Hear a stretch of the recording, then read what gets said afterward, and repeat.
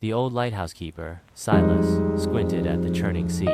For 50 years, he'd watched the storms lash against the craggy cliffs, each wave a reminder of his own relentless battles. His small cottage, perched precariously on the edge of the world, mirrored his life, weathered, battered, but stubbornly standing. He'd lost his wife to the sea years ago, a tragedy that had nearly swallowed him whole. His son, Thomas, had followed a different path, chasing a dream of becoming a renowned sculptor, a dream that seemed as distant and unreachable as the horizon. Letters arrived infrequently, filled with tales of rejection and mounting debts. Silas worried, his heart a heavy stone in his chest.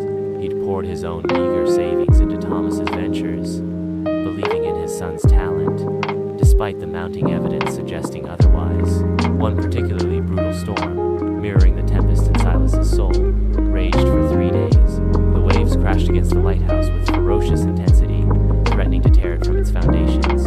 Silas, battling fatigue and despair, clung to his post, his old bones aching. Then, on the 4th day, as the storm began to subside, a small package arrived, tossed ashore by a retreating wave. It was from Thomas. Inside, nestled amongst crumpled newspaper, was a small, exquisitely carved wooden bird. It was a breathtaking piece, capturing the fierce beauty of a storm petrel, wings outstretched against the wind. Attached was a note. "Papa, I finally did it. My first commission. This is just the beginning."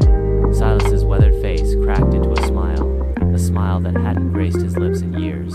He held the bird, its delicate detail a testament to his son's perseverance. He realized that he had been so focused on the setbacks that he'd overlooked the small victories. Thomas hadn't given up. He'd kept pushing,